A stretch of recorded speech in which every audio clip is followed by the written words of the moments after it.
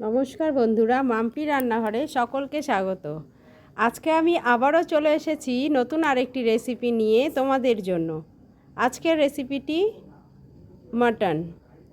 মটনে এই রকম বাড়িতে একটি গরম মশলা তৈরি করে নিয়ে যদি কেউ মটন রান্না করে, তার স্বাদটা কিন্তু অবশ্যই দ্বিগুণ হবে। একবার খেলে বারবার এইভাবেই মটনটি রান্না করে খেতে ইচ্ছে করবে। তো চলো দেখে নেওয়া যাক পুরো ভিডিওটা।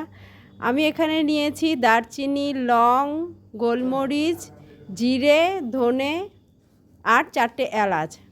শুকনো কাঠখোলায় সুন্দর করে ভেজে নিয়েছি। এবারে সেটাকে ঠান্ডা করতে দিয়েছি। ওভেন জ্বালিয়ে কড়াই বসিয়ে দিয়েছি। মাংসের জন্য এইভাবে আলু কেটে নিয়েছি। আলুগুলোকে প্রথমে লাল লাল করে ভেজে তুলে রাখছি। আলুতে কোনো হলুদ লবণ ব্যবহার করিনি, শুধু আলুই আমি লাল করে ভেজে তুলে রাখছি। তোমাদেরকে অনুরোধ রইল এইভাবে একবার হলেও খাসির মাংসটি বাড়িতে রান্না করে খাবার জন্য।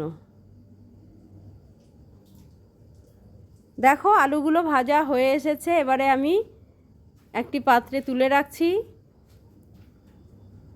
মাংসগুলোকেও ধুয়ে রেখেছি। এবারে ওই তেলের মধ্যে শুকনো লঙ্কা আর তেজপাতা দিয়ে দিয়েছি। এবারে দিয়ে দিচ্ছি কুচি করে রাখা পেঁয়াজ, আর সাথে দিয়ে দিব টমেটো। একটা টমেটো কুচি করে নিয়েছি। এখানে মাংস নিয়েছি 1.25 কেজি। প্রথমে পেঁয়াজ আর টমেটোগুলোকে হালকা লাল লাল করে ভেজে নেব। আদা রসুন পেস্ট করে নিয়েছি। তার সাথে আমি বাড়িতে কাঁচা হলুদ ছিল, তো সেগুলোকে আমি এইভাবে মশলার সাথে বেটে রান্না করি। সরস্বতী পুজোর সময় নিয়ে আসা হলুদ, সেগুলো রান্না না করলে নষ্ট করাচ্ছে। এইভাবে মশলার সাথে তোমরাও বাড়িতে কাঁচা হলুদ থাকলে যে কোনো রান্নাতে এইভাবে বেটে খেতে পারো। দেখো আমার পেঁয়াজ আর টমেটোগুলো হালকা লাল করে ভাজা হয়ে গিয়েছে। এবারে দিয়ে দিচ্ছি কাশ্মীরি লাল লঙ্কার গুঁড়ো, দিয়ে দিচ্ছি জিরে গুঁড়ো, ধনে গুঁড়ো,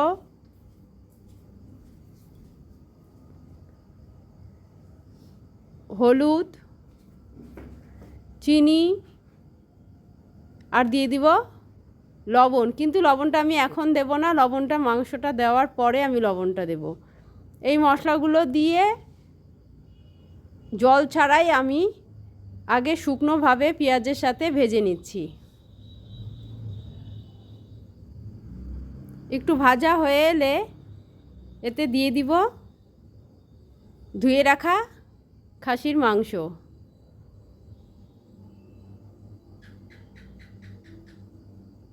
এবারে ধীরে ধীরে সব মাংসগুলো এই মশলার মধ্যে দিয়ে দিচ্ছি। দিয়ে একটু নেড়ে চেড়ে তারপরে দেব লবণ আর আদা রসুনের পেস্ট। আমি কিন্তু হলুদের পরিমাণটা মেপেই দিয়েছি, যেহেতু আমি কাঁচা হলুদ এখানে ব্যবহার করেছি, তাই গুঁড়ো হলুদ একটু কম করে দিয়েছি। এবারে দেখো মশলার সাথে পেঁয়াজের সাথে আমি মাংসগুলোকে ভালো করে নেড়েচেড়ে মাখিয়ে নিচ্ছি। এবারে দিয়ে দিব লবণ আর আদা রসুনের পেস্ট। আর এই মাংসটি রান্না করার জন্য আমি 1 বাটি গরম জল করে নিয়েছি। আমি খাসির মাংসে সবসময় গরম জলই ব্যবহার করি।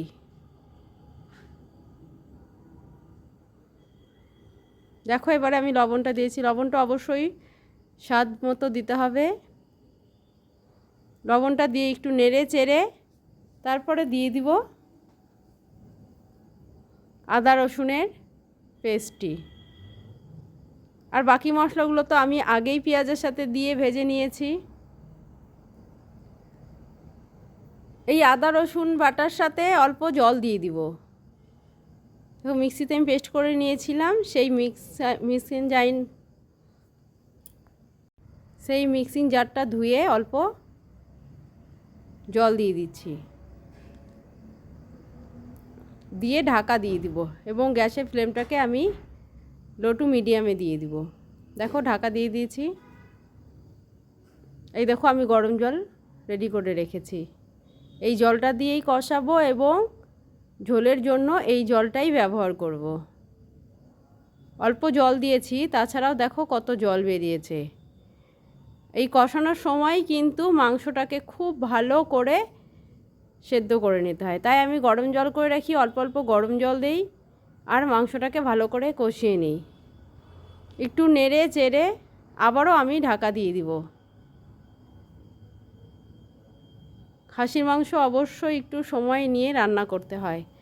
এখানে আমার মাংসটি রান্না করতে প্রায় 1.5 ঘন্টার মতো টাইম লেগেছে।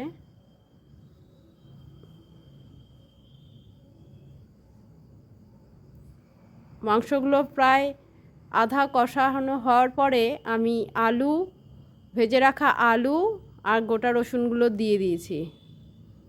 এগুলো দিয়ে একটু নেড়ে চেড়ে আবারও ঢাকা দিয়ে দেব আর দেব অল্প জল। দেখো জলটা যেহেতু শুকিয়ে গেছে, তাই আবারও অল্প জল দিয়ে একটু নেড়ে চেড়ে ঢাকা দিয়ে দিব। এইভাবে ধীরে ধীরে খুব ভালো করে কিন্তু মাংসটাকে কষিয়ে নিতে হবে। দেখবে কষানোতেই মাংসটা প্রায় সিদ্ধ হয়ে এসেছে। এবারে ঢাকা দিয়ে দিব, আলু আর রসুনগুলোও সেদ্ধ হয়ে যাবে। ঢাকাটা তুলে নিয়েছি। দেখো কালারটা কত সুন্দর হয়েছে, খেতেও কিন্তু অসাধারণ হয়েছিল। তোমরাও এইভাবে বাড়িতে তৈরি গরম মশলা দিয়ে মাংসটি এইভাবে একবার রান্না করে দেখো, মনে হবে যেন কোনো অনুষ্ঠান বাড়ির মাংস খাচ্ছ। এবারে তেলগুলো দিয়ে দিচ্ছি, তেলগুলো দিয়েও আর একটু কষিয়ে নেব, নিয়ে পরিমাণ মতো জল দিয়ে দিব ঝোলের জন্য। খুব ভালো করে ফুটে এলে তারপরে ওই গরম মশলাটা দিয়ে আর একটু ফুটিয়ে ওভেনটি বন্ধ করে দিব এবং গরম গরম ভাতের সাথে পরিবেশন করব।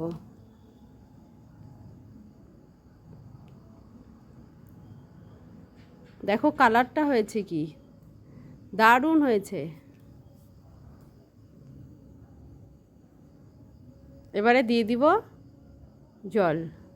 এই গরম জলটি পুরোটাই দিয়ে খুব ভালো করে ফুটিয়ে নিব আর আমি গ্যাসের ফ্লেমটাকে মিডিয়ামে করে দিব।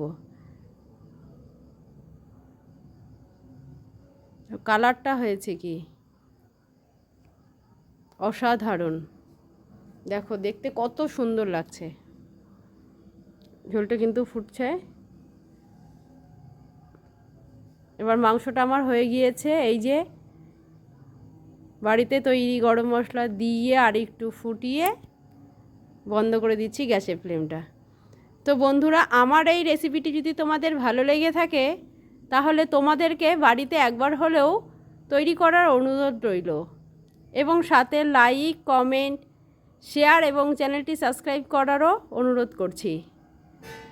সকলে ভালো থাকবে, সুস্থ থাকবে। আবারও দেখা হবে নতুন কোনো রেসিপি নিয়ে তোমাদের সাথে।